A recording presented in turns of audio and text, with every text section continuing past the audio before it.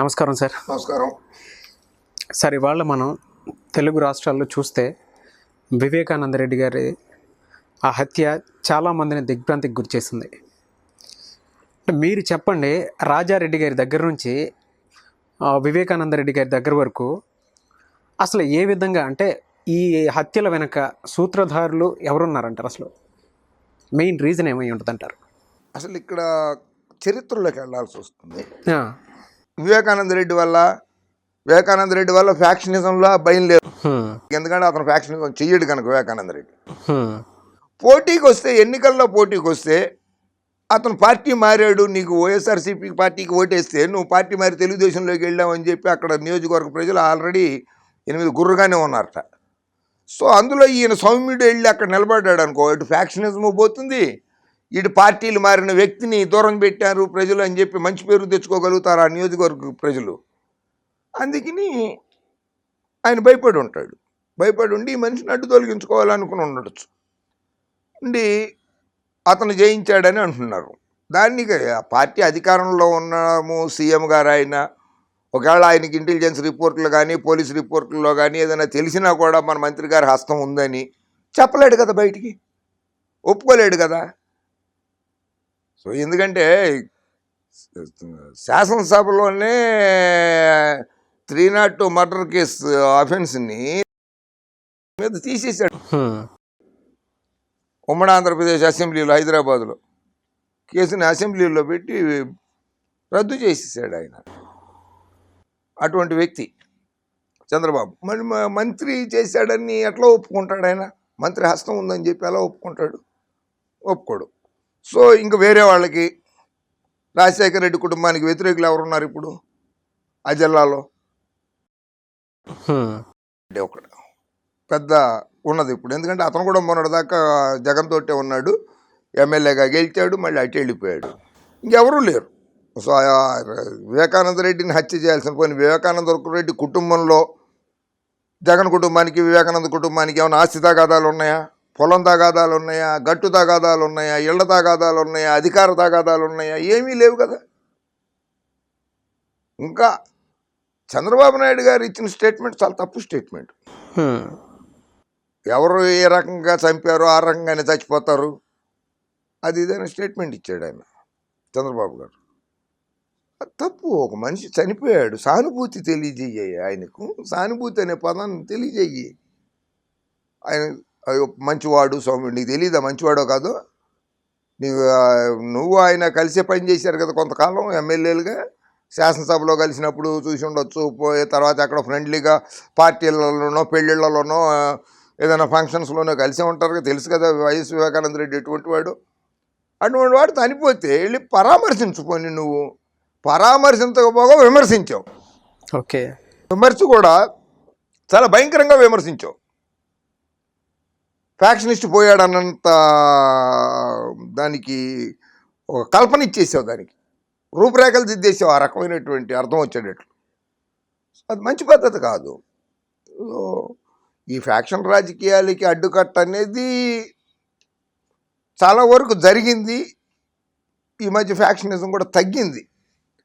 అటువంటి టైంలో ఈ హత్య జరగడం అనేది చాలా దారుణమైనటువంటి విషయమే. అది సీరియస్గా కూడా తీసుకోవాలి. ఎందుకంటే ఒకసారి ఆ ఇటువంటి జిల్లాల్లో కనుక మొదలైతే మళ్ళీ పక్కన అనంతపురం ఉన్నది, అనంతపురంలో కూడా జరిగే అవకాశాలు ఉంటాయి, కర్నూలులో జరిగే అవకాశాలు ఉంటాయి, కర్నూలు జిల్లాలో.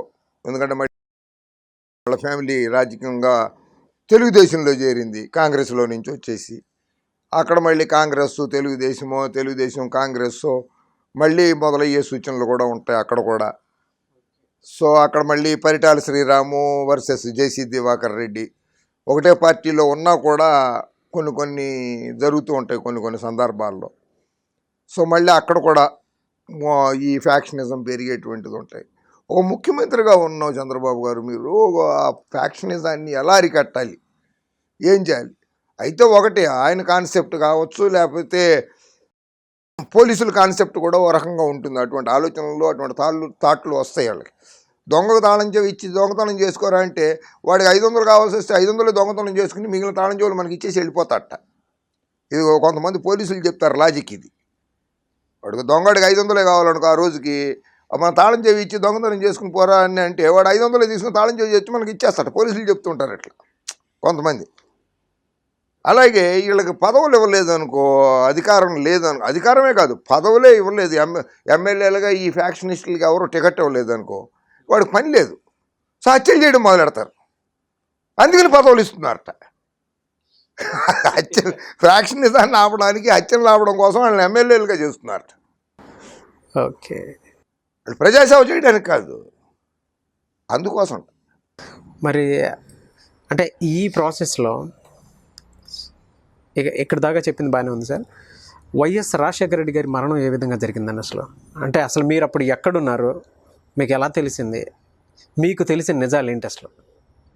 కాంగ్రెస్ అధ్యక్షురాలు సోనియా గాంధీ గారు అయి ఉండొచ్చు, పెట్రోలియం శాఖ మంత్రి గారు అయి ఉండొచ్చు, వాళ్ళ మీద ప్రెషర్ తెచ్చుకుని వాళ్ళు ఇక్కడ తెచ్చుకుని ఈ కేజీ బేసిన్లో వాళ్ళు కాంట్రాక్ట్ తీసుకున్నారు. ఆ కాంట్రాక్ట్ తీసుకున్నప్పుడు జనరల్గా ఎంత ఆథెంటిక్గా ఎవడో చెప్పలేడు, ఏదో ఇచ్చిపుచ్చుకుంటాలలో మనస్పర్ధలు బాగా వచ్చేసినాయి. శాంక్షన్ అయిపోయింది మీకు, కానీ మీరు ఎలా పని ప్రారంభిస్తారో నేను చూస్తాను, ఇబ్బందులకు గురి చేస్తాను మిమ్మల్ని అని హెచ్చరించాడని. సో దాని మీద వాళ్ళు కక్ష పెంచుకున్నారని, అందుకనే చక్కటి ప్లాను, మంచి ప్లాను వేశారని.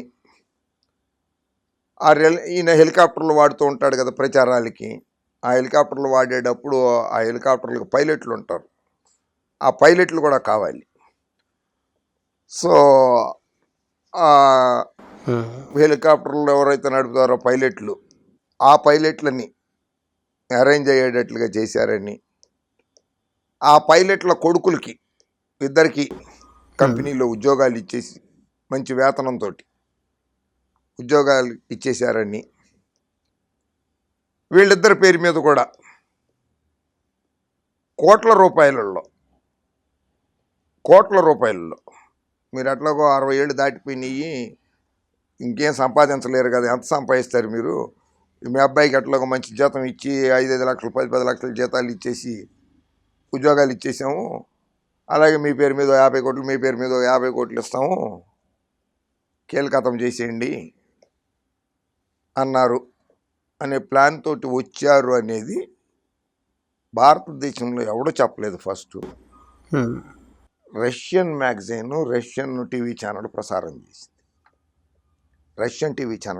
చేసింది, ఈ స్టోరీని. గమ్మత్ అది. ఫస్ట్ ప్రసారం చేసింది రష్యన్ టీవీ వాళ్ళు ప్రసారం చేశారు, వీళ్ళు చంపించేశారు అని. సో దాన్ని బేస్ చేసుకుని ప్రతివాడు మాట్లాడగలుగుతున్నాం. మీరు ఆ రష్యన్ టీవీ ఛానల్ని జగన్ గారు కూడా మీదే వేశారు, ఆయన కూడా ఆ బాణం వాళ్ళ మీద వేశారు, నాకు అనుమానంగానే ఉంది. నిన్న మొన్న కూడా మళ్ళీ మా నాయనని కూడా చంపేశారు, దాని మీద కూడా అనుమానాలు ఉన్నాయని చెప్పి అన్నాడు వివేకానంద రెడ్డి. 7 దగ్గర ఉండి, బాబాయ్ 7 దగ్గర ఉండి ఆయన మాట్లాడినప్పుడు కూడా. సో ఇది వాస్తవానికి దగ్గరగా కూడా ఉంది ఆ సంఘటన అనేది. రాజశేఖర రెడ్డి గారి హెలికాప్టర్ కూలిపోవడం అనేది రష్యన్ టీవీ ప్రసారం చేసిన కథనాలు కానీ, ఇక్కడ రాష్ట్రంలో సంభవించినటువంటి పరిణామాలు కానీ దగ్గరగా ఉన్నాయి. అది అబద్ధమైన దానికి కొట్టేయలేము దాన్ని. మరి కోడి కత్తితో దాడి చేయడం అనేది జగన్మోహన్ రెడ్డి గారి మీద, అందులో మీకు తెలిసిన వాస్తవాలు ఎంతవరకు ఉన్నాయండి? కోడి కత్తితో దాడి చేయడం అనేది పెద్ద కత్తులు తీసుకెళ్ళలేరు విమానాల్లోకి, 1. 2, ఆ క్యాంటీన్ ఏదైతే ఉందో విశాఖపట్నం ఎయిర్పోర్ట్లో, అది తెలుగుదేశం పార్టీ కార్యకర్తది. సో అందులో పనిచేసే అతను జగన్ మీద హత్యాయత్నం చేశాడు అనేది జరిగింది అక్కడ విశాఖపట్నం ఎయిర్పోర్ట్లో. సీసీటీవీ కెమెరాలు ఎందుకు పనిచేయలేదు? తెలుగుదేశం పార్టీలో చంద్రబాబు నాయుడికి తెలిసే చేశారు అనే దాని మీద నేను వ్యతిరేకిస్తాను. అరే చేసేది ఎయిర్పోర్ట్లో లాంజ్లో కూర్చున్నప్పుడు చేయమని చెప్తాడు. కొన్ని చంద్రబాబుకి తెలిస్తే ఎయిర్పోర్ట్లో లాంజ్లో కూర్చుంటే ఎయిర్పోర్ట్ లాంజ్లో చేసి దారుణమైంది అది. నేను చంద్రబాబుని వ్యతిరేకించాల్సిన చోట వ్యతిరేకించాలి, పద్ధతుల మీద వ్యతిరేకించాలి, కానీ ఇటువంటి వాటి మీద వ్యతిరేకించడానికి ఆస్కారం లేదు. తెలుగుదేశం లోకల్ తెలుగుదేశం వాళ్ళకి ఓ పేరు తెచ్చుకోవాలనో, ఓ సెన్సేషన్ తెచ్చుకోవాలనో, మల్లెల బాబుజీ ఎన్టీ రామారావు గారి మీద చాకు పట్టుకుని వచ్చి గీకాడు అక్కడ విజయవాడ బహిరంగ సభలో.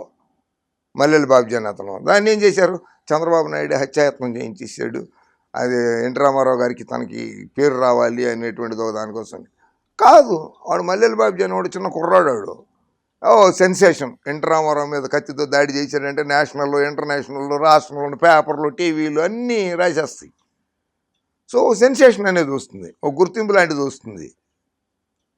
దానికోసం చేశారు. అట్లాగే ఈ కుర్రాడు కూడా జగన్ మీద హత్యాయత్నము అనేది ఒకవేళ తెలిస్తే కూడా చేయించాలని అనుకుంటే అక్కడ లోకల్ తెలుగుదేశం లీడర్స్ వరకే తెలిసి ఉంటుంది. ఆ లోకల్ తెలుగుదేశం వాళ్ళే చేయించి ఉండాలి. కానీ చంద్రబాబు అందులో పదవిలో ఉండి ఎయిర్పోర్ట్లో జరిగింది అని అంటే అందులో మళ్ళీ మోడీ గారితో విభేదించి ఉన్నాడు ఆల్రెడీ.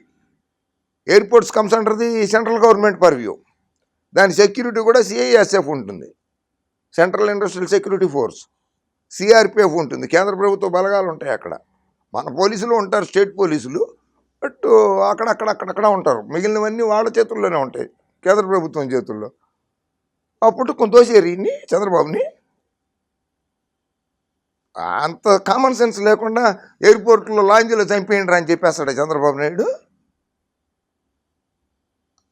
అది లోకల్ తెలుగుదేశం లీడర్లు ఎవరో తమ ప్రాపకం కోసము, తర్వాత చంద్రబాబుని కన్విన్స్ చేసి లేకపోతే నీకు థ్రెట్ అయ్యేవాడు కదా, నీకు ముఖ్యమంత్రికి పోటీ వచ్చేసేవాడు కదా, అందుకనే లేపేసామని చెప్పి ఏదో కన్విన్స్ చేసుకుందామను అదనో ఇదనో లోకల్ లీడర్స్ ఏదన్నా చేశారేమో. కానీ అది ముఖ్యమంత్రి స్థాయిలో ఉండి అందులో కేంద్ర ప్రభుత్వంతో విభేదాల్లో ఉండి కేంద్ర ప్రభుత్వ స్థలంలో ఎయిర్పోర్ట్ లోపల చేయిస్తాడు అనుకునేది కొంచెం ఇబ్బందికరమైనటువంటి అంశం. అది అలా జరిగి ఉండకపోవచ్చు. సరే, ఇందాక మనం చెప్పుకున్నాం, మళ్ళీ ఆ కుర్రాడు ఏదో 6 పేజీలు రాశాట. ఎందుకంటే కత్తితో పొడిచేవాడు ఉత్తరాలు రాస్తాడు, కత్తి పొడిపించుకునేవాడు ఉత్తరాలు రాస్తాడు. అదే అని పచ్చ మీడియాకి, పిచ్చి మీడియాకి, పచ్చ పరిపాలనలో ఇటువంటివి ఎందుకు వస్తున్నాయో అర్థం కావట్లా అసలు.